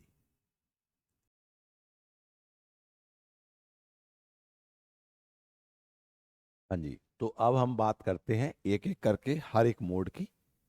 सबसे पहले मोड 1 आ गया। आप बोलोगे सर पहले मोड 0 समझाओ। आपने मोड 1 क्यों समझा दिया? पहले मोड 0 समझाना चाहिए सर आपको, फिर मोड 1 समझाना चाहिए, फिर मोड 2, फिर मोड 3। इसका भी एक रीजन है। आपको चीजें बेहतर समझाने के लिए पहले मोड 1 समझा रहा हूं मैं, है ना, कोई समस्या वाली बात नहीं है। मोड 1 को 16 बिट टाइमर मोड भी बोलते हैं, क्योंकि ये 16 बिट को लोड करता है। ठीक है, मतलब 16 bit timer, 16 bit timer mode है, 16 बिट को लोड करेगा इनटू टाइमर रजिस्टर। आपके टाइमर के रजिस्टर मैंने बता दिए। टाइमर जो होता है हमारे दो रजिस्टर में होता है, जैसे टाइमर 1, ध्यान से सुनते चलें। टाइमर 1, इसके पास दो रजिस्टर हैं, ध्यान से सुने, TH1 और TL1। Higher byte register timer 1 का, और लोअर बाइट रजिस्टर टाइमर 1 का। और आपका टाइमर 0, इसके पास भी दो रजिस्टर हैं। हायर बाइट रजिस्टर TH होता है, ये 0 के लिए हो गया, और लोअर बाइट रजिस्टर होता है ये 0, 0 मतलब टाइमर 0। तो कुल मिला के ये मोड बड़ा ही सिंपल है, बड़ा ही सिंपल है। जैसे कि अभी तक आपने पढ़ा है कि टाइमर और काउंटर सिंपल 16 बिट का होता है, ये 16 बिट का है। 16 बिट को कैसे स्टोर करते हो? 8-8 बिट में स्टोर करते हो। 8 बिट TH में आ गया, 8 बिट TL में आ गया, है ना। TH मतलब हायर बाइट रजिस्टर, TL मतलब लोअर बाइट रजिस्टर। यही यहां पर लिखा है, it is a 16 bit timer. इस मोड में आपका टाइमर 16 बिट की तरह काम करेगा, है ना। अभी मोड 0 में 13 बिट की तरह काम करेगा, बताऊंगा। तो it is a 16 bit timer, therefore it allow value from 00 से FFH। सिंपल सी बात है, 16 बिट की तरह काम करेगा। तो 16 बिट का इनिशियल वैल्यू तो आपको पता है, 16 बिट की इनिशियल वैल्यू 000 तक होती है, और वो इंक्रीमेंट होते होते कहां तक जाती है? FFFF तक, मैक्सिमम काउंट। समझ में आ रहा है कि नहीं आ रहा है? 16 बिट का है तो इनिशियल वैल्यू 000 से FFF तक जाएगी, और ये कहां पर लोड होता है? TL और TH में लोड होता है। सिंपल सी बात है, काउंटर टाइमर होगा तो लोड करने का जो रजिस्टर है वो मैंने समझाया था, ये इस तरह से मैंने समझाया था, आपको बताया था मैंने, समझ में आ रहा होगा। ये इतने बड़ा एक 16 बिट का रजिस्टर होता है, higher by TH, lower by TL। अब यहां पर एक आपको बात समझनी है। तो मोड 1 की बेसिक बात समझ में आ गई, क्यों इसको 16 बिट बोलते हैं। अब यहां पर आप टाइमर को, मैंने क्या बोला, टाइमर को स्टार्ट इंस्ट्रक्शन के द्वारा भी कर सकते हो। जैसे ही ओवरफ्लो आया, आपको टाइमर को स्टार्ट इंस्ट्रक्शन के द्वारा भी कर सकते हो। जैसे आपका यहां 00 से FFF तक पहुंच गया, अब वापस से अगर FFF के बाद आपने काउंटर को बढ़ाया तो ओवरफ्लो आएगा। ओवरफ्लो कंडीशन आएगी, मैंने अभी बताया था। जैसे ही मैक्सिमम काउंट के बाद आपका काउंटर बढ़ता है तो ओवरफ्लो कंडीशन आती है, मतलब वापस आपका 0000 पर आपका काउंटर पहुंच जाएगा। पर जैसे ही पहुंचेगा, इसके साथ साथ टीकॉन रजिस्टर में बिट आपकी सेट हो जाएगी। मैं बताऊंगा, टीकॉन रजिस्टर के बारे में बताऊंगा। और आपको टाइमर को स्टार्ट और स्टॉप करने के लिए इंस्ट्रक्शन भी होते हैं। मैंने आपको बताया था कि टाइमर को स्टार्ट और स्टॉप करना है। टाइमर 0, टाइमर 1, दो टाइमर हैं। इन दोनों को स्टार्ट और स्टॉप करने के लिए इंस्ट्रक्शन भी हैं। आप इंस्ट्रक्शन का यूज करके भी ने स्टार्ट और स्टॉप कर सकते हो। एक तो आप इंटरप्ट दे रहे हो, हार्डवेयर के थ्रू क्या करते हो ध्यान से सुने। हार्डवेयर मेथड में आप हार्डवेयर इंटरप्ट देकर स्टार्ट करते हो, या नहीं दे रहे हो तो वो स्टॉप है। इंस्ट्रक्शन के थ्रू भी स्टार्ट स्टॉप कर सकते हो। जैसे आपको स्टार्ट करना है आपका काउंटर, है ना, तो अगर आप टाइमर 0 को स्टार्ट करना चाहते हैं तो SETB सेट, है ना, बी टाइमर 0, है ना, ए इसका इंस्ट्रक्शन है। सेट BTRO टाइमर 0 को स्टार्ट करने का इंस्ट्रक्शन। और टाइमर 1 के लिए अगर बात करें तो सेट BTR1, सेट और रीसेट, है ना, सेट और क्लियर। सिंपल सी बात है। अगर आप इंस्ट्रक्शन से उसे स्टार्ट करना चाहते हो तो ये टाइमर 0 के लिए स्टार्ट करने का इंस्ट्रक्शन है, टाइमर 1 को स्टार्ट करने का इंस्ट्रक्शन है। अगर आप उनको स्टॉप करना चाहते हो तो स्टॉप करने के लिए क्लियर TR0, ये टाइमर 0 को क्लियर, क्लियर मतलब स्टॉप करना। आप क्लियर बोलें या स्टॉप बोलें एक ही बात है। तो अगर आप टाइमर 0 को क्लियर और स्टॉप करना चाहते हो तो आप ये वाला इंस्ट्रक्शन यूज करेंगे। टाइमर 1 को करना चाहते हो तो ये वाला यूज करेंगे। क्या बात समझ आई? मेरे हिसाब से समझ में आ गई होगी, इसमें कोई बड़ी बात नहीं है। अब बात आती है जो मैंने अभी आपको बता चुका हूं कि ओवरफ्लो कंडीशन आ जाए, रोल ओवर कंडीशन आ जाए, जो मैंने अभी आपको बताया, तो FFF के बाद वापस 000 आ जाता है। और अभी मैं आपको समझा चुका हूं, ये बात जो स्लाइड पे लिखी है मैं ऑलरेडी आपको एक्सप्लेन कर चुका हूं कि जब ओवरफ्लो आएगा तो आपका ओवरफ्लो आएगा, इसके साथ साथ आपका टीकॉन रजिस्टर में बिट सेट होती है।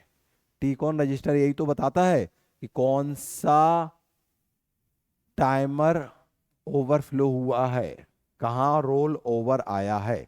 तो टीकॉन में TF बिट होती है एक, TF0 मतलब वहां पर टाइमर 0 ओवरफ्लो हुआ है।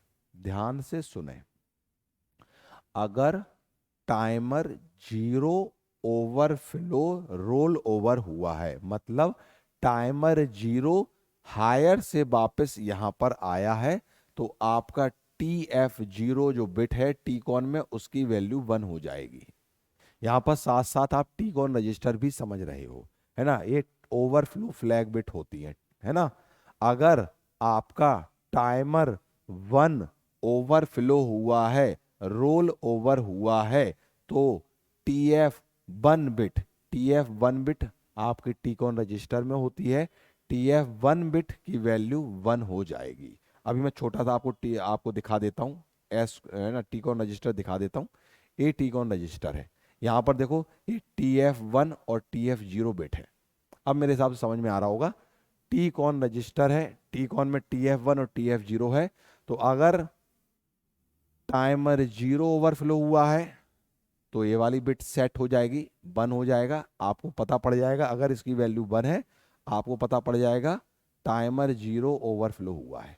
और अगर इसकी वैल्यू 1 हो गई अपने आप होता है, एक कंट्रोल रजिस्टर है, ये आपका स्टेटस बताता है आपके काउंटर टाइमर का। अगर इसकी वैल्यू 1 है तो आपको समझ आ जाएगा टाइमर 1 ओवरफ्लो हुआ है। ठीक है, चलो वापस आ जाते हैं अपनी बात पे। अभी कहाँ समझ रहे थे अपन? हाँ, यहाँ पे थे। ठीक है, बस समझ गए। तो ये पूरा खेल था मोड जीरो के लिए, मोड 1 के लिए। मोड 1 16 बिट का होता है। पूरी आप मोड 1 को समझ चुके हैं, मोड 1 को समझ चुके हैं। अब मोड 0 समझाता हूं मैं, अब मोड 0 समझाऊंगा, है ना। आपको ये तो समझ में आ गया होगा, मोड 0, मोड 1, मोड 2, मोड 3 कैसे करेंगे, ये तो मैं आपको बता चुका हूं। By using the mode selecting bit, mode selecting bit से आप इनके मोड को अलग अलग कर सकते हो। ये हमारी मोड सिलेक्टिंग बिट होती है। टाइमर 1 के लिए अलग है, टाइमर 0 के लिए अलग है। यहाँ आप वैल्यू पुट करोगे तो उसके हिसाब से मोड 0 आएगा, मोड 1 आएगा, मोड 2 आएगा, मोड 3 आएगा। इनकी वैल्यू अलग अलग रखकर, और जब आपने इसकी वैल्यू 0 1 की, मोड 1 आ जाएगा। मोड 1 हम समझ चुके हैं। अब आपने दोनों वैल्यू को 0 0 कर दिया तो मोड 0 सिलेक्ट हो जाएगा। मोड 0 एक 13 बिट का टाइमर मोड है, 13 बिट का टाइमर मोड है। सर 13 बिट से क्या मतलब है आपका? 13 बिट से मतलब है, पहला मोड 1 16 बिट का था। समझना ध्यान से, मोड 1 और मोड 0 में केवल इतना ही अंतर है। कितना? मोड 1 16 बिट का था, और 16 बिट का था तो 16 बिट के कारण ये 0 0 0 0 से एफ एफ एफ एफ तक जा सकता था, क्योंकि यहां पर हर एक बिट 4 की है, तो 4 चौको 16। ठीक है। अब ध्यान से सुनना बच्चे, मोड 0 13 बिट का है, तो इसकी इनिशियल वैल्यू क्या होगी? इसकी इनिशियल वैल्यू में एक बिट फिक्स है। ये जो 3 बिट है, प्लीज लिसन केयरफुली, ध्यान से सुने। यहां पर जो पीछे की 3 बिट है, मतलब ये 3 बिट होंगी 12। ध्यान से सुने, 13 बिट का है ये, 13 बिट का है, 16 बिट का नहीं है। तो ये 3 बिट चेंज होंगी 12, और यहां ये वाली बिट केवल एक बार चेंज होगी, है ना। क्योंकि ये वाली बिट कितनी है, ये इस बिट में भी 4 बिट है कि नहीं है। और मैं आपको समझाने की कोशिश कर देता हूं, इसको देखेंगे और आपको समझ में आएगा। पूरी 16 बिट ए है, तो मोड 0 13 बिट का है। 13 बिट मतलब यहां से 13 बिट काउंट करो, पहले ये यहां से 13 बिट काउंट करो। दूसरे कलर का पेन ले लेता हूं। 4 + 4 + 4, मतलब ये लास्ट की 3 इसमें चेंज होंगी, और इसकी केवल एक ले लो तो 13 आ गई। तो मेरे हिसाब से अब आपको 13 बिट का कंसेप्ट समझ में आ गया होगा। यहां पर पहले मोड 1 में टोटल 16 बिट का टाइमर था, टोटल 16 बिट चेंज होती थी। यहां केवल 13 बिट चेंज होंगी। 13 13 मतलब 13 बिट टाइमर है, और 13 के लिए इस 4 को लो, +4 + 4 12, और इस 4 में केवल एक सिंगल होगा। तो ये कहां तक चेंज होगा? ए वाली 0 0 0 और 0 0 1, बस। तो ये आपको अगर समझ में आ गया होगा, तो अब आप एक बात समझ सकते हैं। इसकी इनिशियल वैल्यू 0 0 0 से देखो, ए 3 तो ए एफ तक जाएगी हायर, ए एफ तक जाएगी, ए एफ तक जाएगी हायर में। ए कहां तक जाएगी सर? अगर ये 16 बिट का होता तो एफ तक जाएगी। अब केवल एक सिंगल बिट इसमें योग हो तो ये केवल 1 तक जाएगी। समझ में आया? इन 3 में तो आपको सब कोई कंफ्यूजन नहीं होगा। 12 बिट का आपको काम यहां पर दिख रहा है। अब ये 13 बिट का है, तो इसमें आपको पता है 4 हैं, अंदर 4 हैं, तो ये केवल 0 से 1 तक जाएगा। केवल सिंगल बिट लेना है, 4 में से सिंगल लेना है। ठीक है। जैसे इसके लिए मैं अगर लिख दूं अलग से, और मैं आपको डिटेल में समझा दूं, किसी बच्चे को दिक्कत हो रही हो, इस बात को समझाने की कोशिश कर रहा हूं मैं, बस। ये यहां पर आप पूरी चारों बिट को नहीं लोगे, ये 12 बिट का 13 14 15 16, यहां केवल और केवल आप इस बिट को लोगे जो 0 से 1 हो सकती है, बस। तो 0 से 1, तो यहां इसका इनिशियल वैल्यू, ये इसकी फाइनल वैल्यू। तो मोड 0 13 बिट का होता है। इसका इनिशियल वैल्यू 0000 है और फाइनल वैल्यू 1 दिख रहा है, एफ एफ एफ है। ठीक है सर, समझ में आ गया। अब इसमें भी वही बात है, सिंपल। इसमें रोल ओवर होता है तो 1FFF से 000 आएगा, और रोल ओवर होगा तो टीकॉन रजिस्टर में बिट सेट हो जाएंगी। सब कुछ इसका सिमिलर है, सब कुछ इसका सिमिलर है। मोड 0 का सब कुछ मोड 1 जैसा ही है, बस इसमें एक अंतर था 13 बिट का, वो मैंने आपको समझा दिया। इसमें भी वही रोल ओवर कंडीशन आएगी, तब क्या होगा, सब कुछ वैसा ही है। ठीक है क्या, ठीक है क्या। अगला जो आता है डेट इज मोड 2। अगला जो है वो मोड 2 है। इसको ऑटो रीलोड मोड भी बोलते हैं, है ना। ध्यान से सुने, ऑटो रीलोड मोड भी इसे बोलते हैं। अब ये 8 बिट है, देखो ध्यान से सुने, देखो इधर बहुत इंपॉर्टेंट है। मोड 1 16 बिट का था, मोड 0 13 बिट का था, ये 8 बिट मोड है। 8 बिट है तो आपको पता है आपके पास तो 16 बिट है, तो शुरू की 2 बिट काम नहीं करेंगी, बाद की करेंगी 2 बिट। 00 इसकी इनिशियल वैल्यू होगी, मैक्सिमम वैल्यू FF होगी, है ना। बाद की में क्या होगा सर, बाकी जो है वो ऐसे ही रहेंगी, इधर शुरुआत में भी 00, यहां भी 00। समझ में आ रहा है। ए 8 बिट का है तो 8 बिट में केवल लास्ट की इधर ऐसे होगा, 00 इसकी इनिशियल वैल्यू है, FF इसकी फाइनल वैल्यू है। तो ये कहां से होगा, इनिशियल और फाइनल वैल्यू आपको बता दी। अब ये ऑटो रीलोड का क्या कंसेप्ट है वो समझना है, ध्यान से सुने, ध्यान से सुने। पहले आपको इतनी बात समझ में आ गई होगी, इसकी इनिशियल और फाइनल वैल्यू क्या है। 8 बिट का टाइमर मोड है, तो इस अलाउ करता है वैल्यू 00 से स्टार्ट करते FFF तक, जो मैं बता चुका हूं आपको, 00 से FF तक जाएगा, है ना। लोड होगा इनटू द टाइमर रजिस्टर। अब ध्यान देने वाली बात है, इसको ऑटो रीलोड क्यों बोलते हैं, इसको समझना है। देखें, इनिशियली क्या होता है, इसमें आपके पास 8 बिट के 2 रजिस्टर हैं, ध्यान से समझ में आ रहा है। टाइमर 1 और टाइमर 0 के लिए आपके पास 2 रजिस्टर हैं, इसमें भी TH1 है और TL1 है, और इस टाइमर 0 के लिए भी आपके पास 2 हैं, TL1 और, है ना, TH0 और TL0। तो हर टाइमर के 2 रजिस्टर हैं, TH और TL। अब ये तो 8 बिट का ही है, तो सर आपके दिमाग में हो रहा होगा, सर ये 8 बिट TH में जाएगा कि TL में जाएगा, आपके दिमाग में चल ही रहा होगा कि ये 8 बिट है तो ये तो पूरा टाइमर 16 बिट को हैंडल कर सकता है। अब ये 8 बिट का ही आपका टाइमर मोड है, तो ये किस में जाएगा, तो सिंपल सी बात है, इनिशियली ये TH में काम करता है। आपने इनिशियली से लोड किया TH में, और ये अपने आप TH से TL में कॉपी कर देगा। सुनते चलना है, आप इसको स्टार्ट करोगे TH, आपने 00 लिखा, स्टार्ट यहां से होगा, स्टार्ट TH से होगा, और TH से अपने आप कॉपी कर देगा TL में। इससे क्या फायदा हुआ सर, समझाता हूं मैं। पहले ये बात क्लियर हुई, इनिशियली ये TH में रहता है, इनिशियली आप लोड करेगा किस में, TH रजिस्टर में, और TH से TL में कॉपी कर देगा।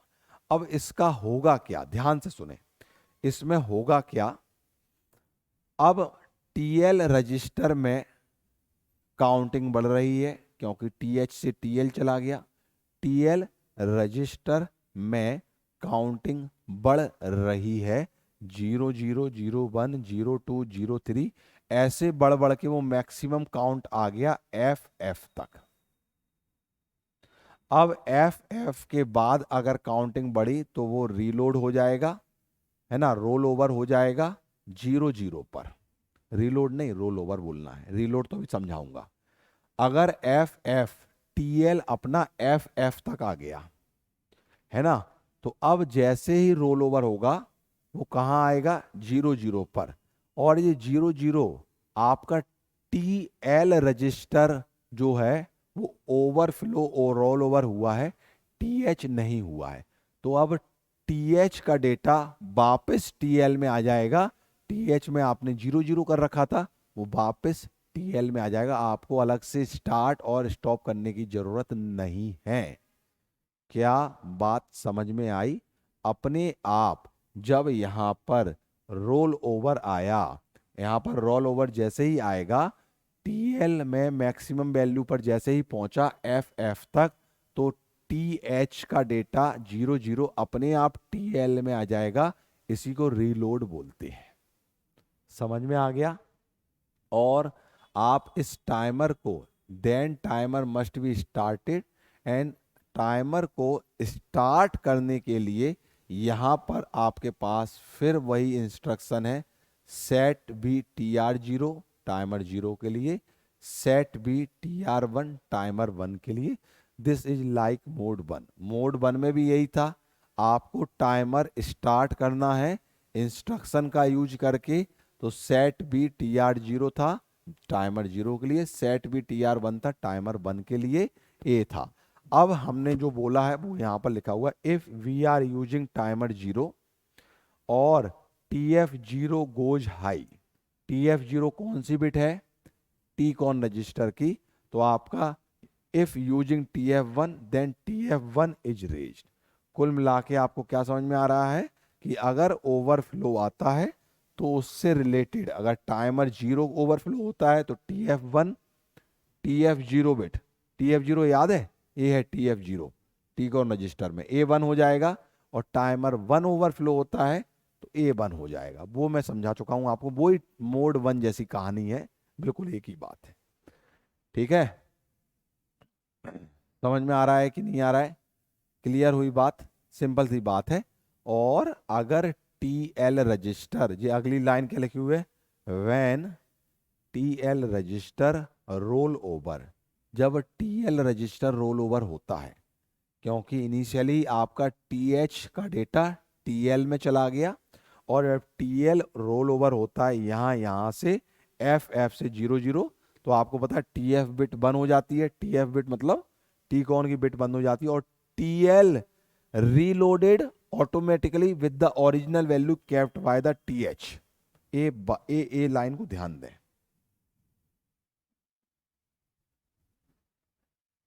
इस लाइन को वापस से पढ़ें, यही रीलोड का कंसेप्ट है जो मैं आपको बता चुका हूं, यहां लिखा हुआ है। मैंने रीलोड का कंसेप्ट क्या बताया आपको, क्या बताया रीलोड का कंसेप्ट?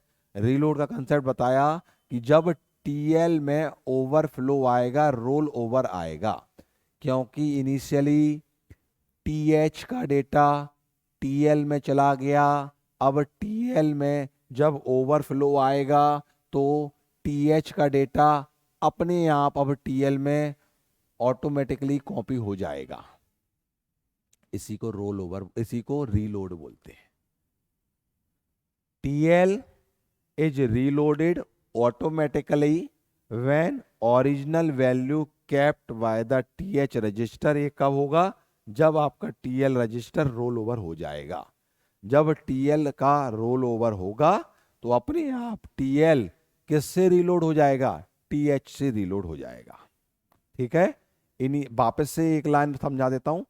इनिशियली इनिशियली TH का डेटा TL में गया, TL में काउंटिंग चल रही है, TL में काउंटिंग चल रही है, और TL में जब 0 0 से, TL में जब 0 0 से FF तक पहुंच गए और वापस अगर ओवरफ्लो आया तो TL में अब TH का डेटा ओरिजिनली जो है वो कॉपी हो जाएगा। इसी को आप रीलोड बोलते हो। बस समझ में आ गया? Very good. अब अगला आता है हमारा मोड 3। अगला क्या आता है, मोड 3, है ना। और मोड 3 जो होता है स्प्लिट टाइमर मोड होता है। मोड 3 स्प्लिट टाइमर मोड है। अब आप अभी तक पढ़ रहे थे कि आप टाइमर 0 टाइमर 1 को इंडिविजुअली प्रोग्राम कर सकते हो। समझ में आया? आपने अभी तक क्या पढ़ा कि टाइमर 0 टाइमर 1 को इंडिविजुअली प्रोग्राम कर सकते हैं, कोई दिक्कत वाली बात नहीं है। आप इंडिविजुअली इनका प्रोग्रामिंग कर सकते हैं। आप चाहें तो टाइमर 1 को कुछ कर दें और टाइमर 0 को कुछ कर दें, बट जब आप मोड 3 में हैं तो आप टाइमर 0 और टाइमर 1 को इंडिविजुअली प्रोग्राम नहीं कर सकते।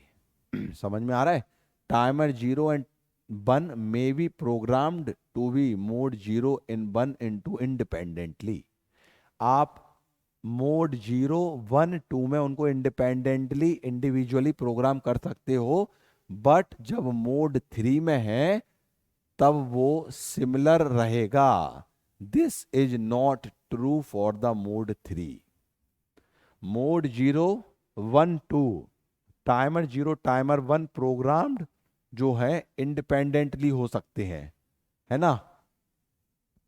इंडिपेंडेंटली हो सकते हैं, अलग अलग आप उनको प्रोग्राम कर सकते हो।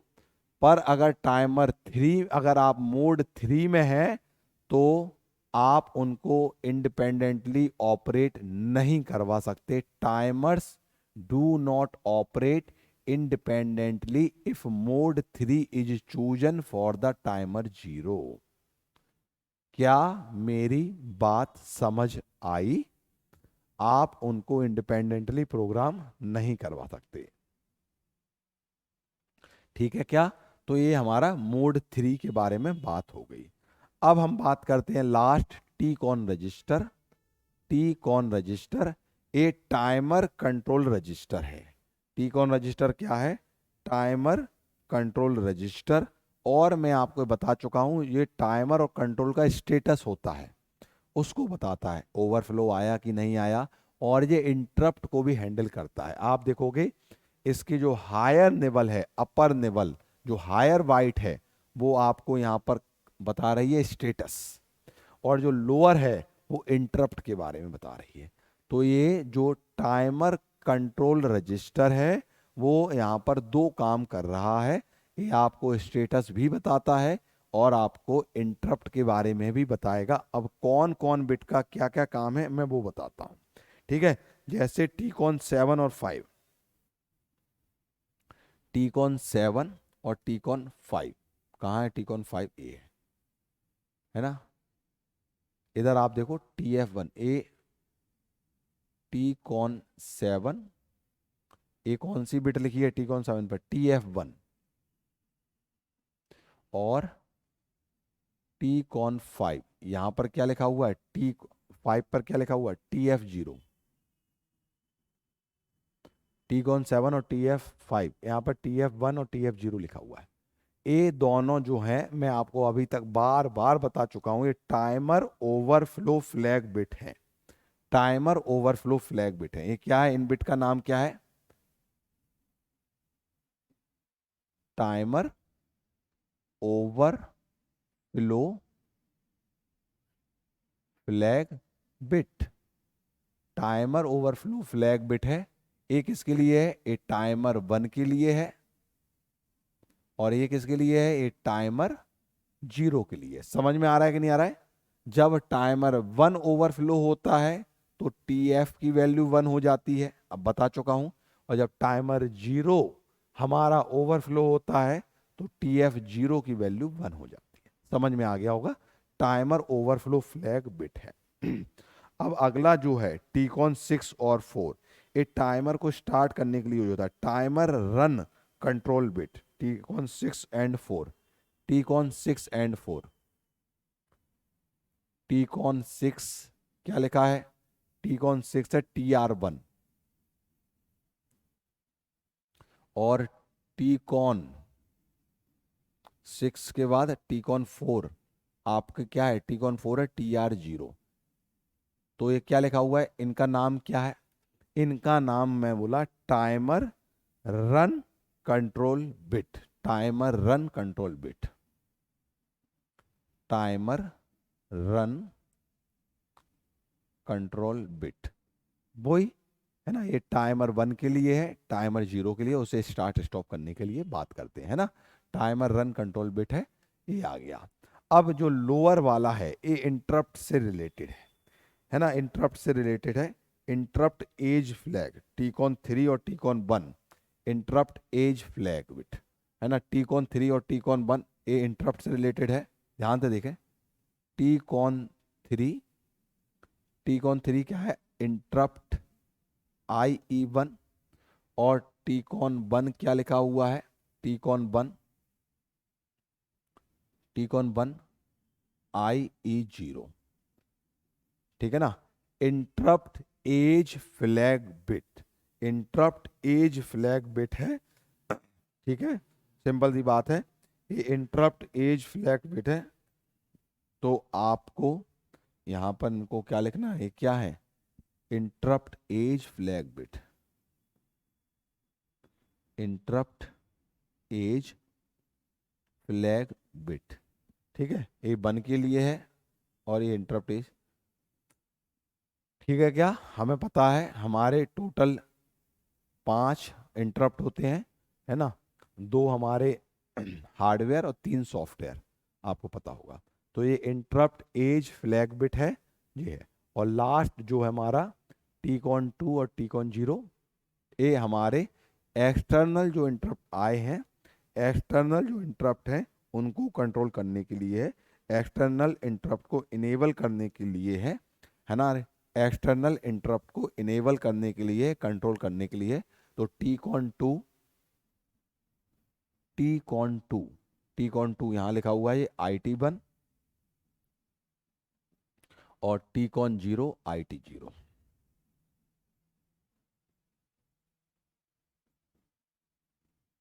ठीक है। तो आप इनको इंटरप्ट जो हमारे एक्सटर्नल इंटरप्ट है, एक्सटर्नल इंटरप्ट कंट्रोल बिट बोलते हैं, एक्सटर्नल इंटरप्ट कंट्रोल बिट, इनको क्या बोलते हो, एक्सटर्नल इंटरप्ट कंट्रोल बिट, ठीक है। जो एक्सटर्नल इंटरप्ट हैं उनको इनेबल करने के लिए यूज होता है। तो ये हमारा टीकॉन रजिस्टर हो गया, एक्सटर्नल इंटरप्ट को कंट्रोल करने के लिए हमारे लास्ट हमारी यूज होंगी ये। तो भाई जैसा कि मैंने आपको बताया था कि टाइमर और काउंटर को अगर आपको शॉर्ट में पढ़ना है, शॉर्ट में पढ़ना है तो कोई दिक्कत वाली बात नहीं है, आप सीधा यूनिट सेकंड में मैंने 10 मिनट में इसको समझाया है। और अगर आपको इसको लॉन्ग पढ़ना है तो ये स्पेशल वीडियो इसीलिए बनाया गया है क्योंकि कभी कभी इस पर क्वेश्चन आता है। तो आप देख रहे हो मैंने पिछले 1-1.5 घंटे में इसको समझा पाया है, इतने ज़्यादा इसकी स्लाइड ली है, कम से कम 3 से 4 पेज में आप लिख मारोगे इसको, है ना। तो क्या समझ में आया आपको, आपको बस इतना समझ में आया कि टाइमर कंट्रोलर जो है, टाइमर काउंटर जो है किस तरह से काम करेगा डिटेल में, वो यहाँ पर हमने समझा है। अब सर और क्या बच गया, अब हमारे इसमें 2 इंपॉर्टेंट टॉपिक बचे हैं, एक तो पिन डिस्क्रिप्शन बचा हुआ है इस यूनिट में, और दूसरा बचा है मेमोरी ऑर्गेनाइजेशन, मतलब रैम और रोम का ऑर्गेनाइजेशन। बस बाकी ऑलमोस्ट बहुत सारा पोर्शन कवर हो गया। तो अब आपको अगला जो वीडियो मिलेगा, जो अगला हमारा इसमें होगा वो पिन डिस्क्रिप्शन होगा 8051 का, और उससे अगला क्या होगा, उससे अगला होगा मेमोरी ऑर्गेनाइजेशन, ठीक है क्या। चलिए, तो आई होप आपको समझ में आया होगा। चलें, तो अब हम अगले क्लास में मिलते हैं पिन डिस्क्रिप्शन ऑफ 8051 के साथ। जब तक के लिए नमस्कार, धन्यवाद। अगर आपको ये पढ़ना है डिटेल में तो आप इस वीडियो को प्रेफर करें, अदरवाइज शॉर्ट में मैं आपको बता चुका हूं, पर क्वेश्चन इस पर आते हैं डिटेल वाले, ठीक है। चलिए मिलते हैं अगली क्लास में, नमस्कार।